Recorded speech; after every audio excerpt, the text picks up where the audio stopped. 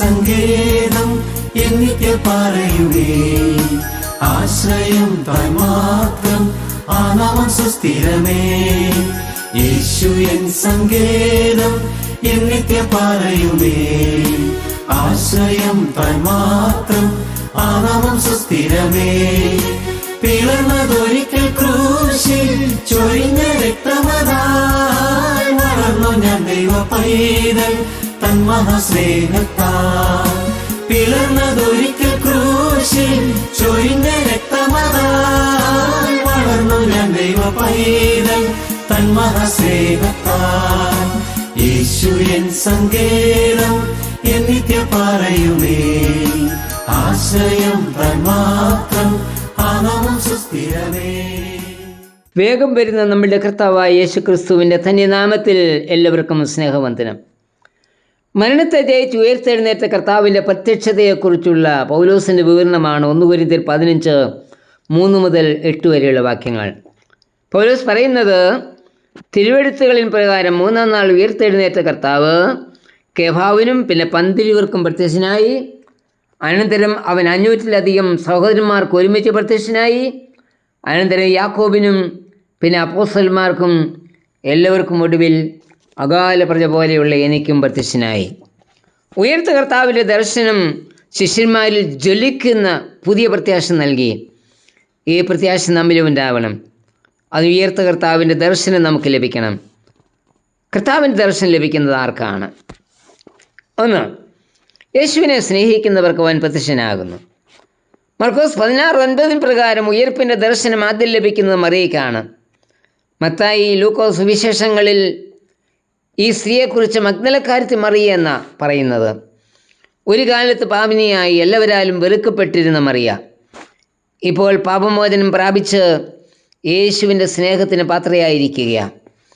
യേശുവിൻ്റെ ക്രൂശീകരണത്തോട് ചേർന്ന് ശിഷ്യന്മാർ ഭയന്ന് മാറി നിന്നപ്പോഴും യേശുവിനെ സ്നേഹിക്കുന്ന മറിയ യേശുവിൻ്റെ ക്രൂശിനടുത്തുണ്ടായിരുന്നു. അടക്കം ചെയ്ത കർത്താവിന് സുഗന്ധവർഗം ഇടുന്നതിന് അതിരാവിലെ ഇരുട്ടുള്ള സമയമായിട്ട് പോലും അവൾ കർത്താവിൻ്റെ കല്ലറയ്ക്കിലേക്ക് പോയിരിക്കുകയാണ്. കല്ലറയിൽ കർത്താവിനെ കാണാതെ വന്നപ്പോൾ കല്ലറയ്ക്കൽ നിന്ന് മറിയ കരയുകയാണ്. കർത്താവിൻ്റെ ശരീരം ലഭിച്ചാൽ അത് തനിയെ എടുത്തുകൊണ്ട് വയ്ക്കൊള്ളാമെന്ന മറിയ പറയുന്നത്. യോഹന്നാൻ 20:15. അത്രമാത്രം അവൾ യേശുവിനെ സ്നേഹിച്ചിരുന്നു. ആ സ്നേഹമാണ് ഉയർത്ത കർത്താവിൻ്റെ ദർശനം ആദ്യം തന്നെ മറിയയ്ക്ക് ലഭിക്കുവാൻ കാരണമായത്.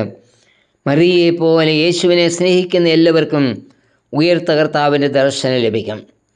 2, അനുദപിക്കുന്നവർക്ക് യേശു പ്രത്യക്ഷനാകുന്നു. പുതിയ നിയമം സൂക്ഷ്മമായി പഠിക്കുമ്പോൾ യേശുവിൻ്റെ പ്രത്യക്ഷത രണ്ടാമത് ലഭിച്ചത് പത്രോസിനാണ്. ലൂക്കോസ് 24:34. പത്രോസ് കർത്താവിനെ തള്ളിപ്പറഞ്ഞവനാ. എന്നാൽ കർത്താവിൻ്റെ നോട്ടത്തിന് മുൻപിൽ ഹൃദയം തകർന്ന് പത്രോസ് പൊട്ടിക്കരഞ്ഞു. ലൂക്കോസ് 22:61. ക്രൂശീകരണത്തിന് ശേഷം പത്രോസ് ശിഷ്യഗണത്തിൻ്റെ കൂടെ വന്നത് അത്ഭുതകരമാണ്. യേശുവിനെ തള്ളിപ്പറഞ്ഞു എന്നുള്ള ദുഃഖത്തിൽ ലജ്ജിതനായിട്ടായിരിക്കാം പത്രോസ് വന്നിരിക്കുന്നത്.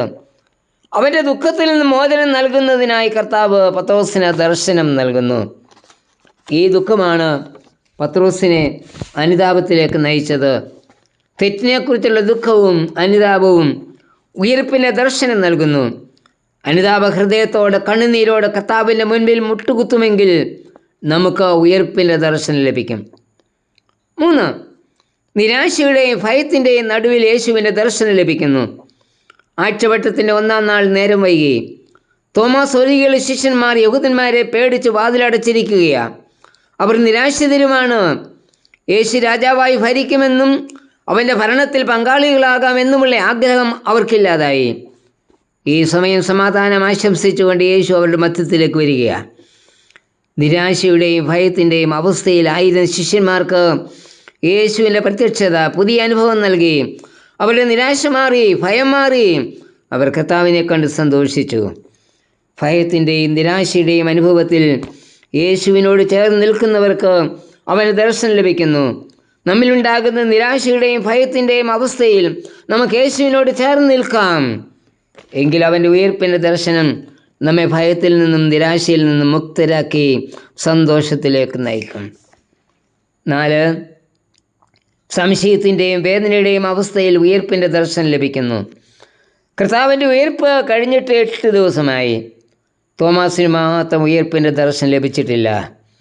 തോമാസ് സംശയത്തിലും വേദനയിലുമാണ്. സംശയം പലതരമുണ്ടല്ലോ. ചിലരുടെ സംശയം പുകഴ്ചയ്ക്ക് വേണ്ടിയാ. എല്ലാം ചോദ്യം ചെയ്യുക എന്നത് പരിഷ്കാരത്തിൻ്റെ ലക്ഷണമായി ചിന്തിക്കുന്നവരുമുണ്ട്. എന്നാൽ ഇവരിൽ നിന്ന് വ്യത്യസ്തമായി വിവിധ സംശയങ്ങളാൽ മനോവേദന അനുഭവിക്കുന്നവരുമുണ്ട്. തോമസിൻ്റെ സാഹചര്യം ഇതായിരുന്നു. ഞാൻ യേശുവിനെ എത്രയധികം സ്നേഹിച്ചതാ, എന്നിട്ടും എനിക്ക് അവൻ്റെ ദർശനം ലഭിച്ചില്ലല്ലോ. അത് തോമസിനെ വേദനിപ്പിച്ചു. യേശു ഉയർത്തെഴുന്നേറ്റിട്ടും എനിക്കെന്തുകൊണ്ട് പ്രത്യക്ഷനായില്ല എന്നത് തോമസിനെ സംശയാലുവാക്കി. എനിക്ക് യേശുവിനെ കാണണം, എനിക്ക് യേശുവിനെ തൊടണം, ആ ഒരു ചിന്തയിലേക്ക് അവൻ എത്തിച്ചേർന്നു. ഈ അവസ്ഥയിലാണ് യേശു തോമാസിന് പ്രത്യക്ഷനായത്. യേശുവിനെ കണ്ട തോമസ് പറയുന്നത്, my lord and my god. യേശുവിനോടുള്ള സ്നേഹാധിക്യത്താൽ വേദനിക്കുന്നവരുടെ അടുക്കിലേക്ക് യേശു വരുമെന്നതിന് സംശയമില്ല. 5, അവനെ ആരാധിക്കുന്നവരുടെ മധ്യത്തിൽ യേശു പ്രത്യക്ഷനാകുന്നു. യേശു പറഞ്ഞു, 2 or 3 പേർ എൻ്റെ നാമത്തിൽ കൂടി വരുന്നിടത്തൊക്കെയും ഞാൻ അവരുടെ മധ്യത്തിൽ ഉണ്ട്.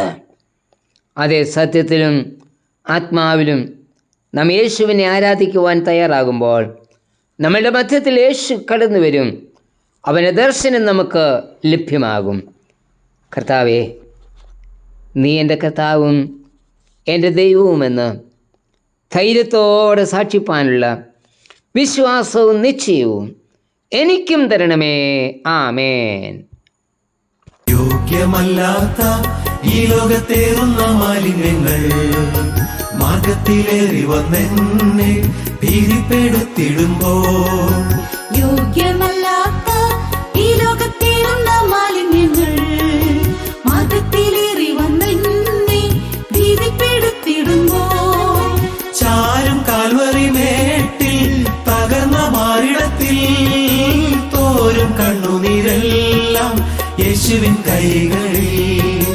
ചാരും കാൽവരിമേട്ടിൽ തകർന്ന മാറിടത്തിൽ തോരും കണ്ണുനീരെല്ലാം യേശുവിൻ കൈകളിൽ. യേശു എൻ സങ്കേതം എൻ നിത്യപാറയുമേ, ആശ്രയം താൻ മാത്രം, ആ നാമം സുസ്ഥിരമേ.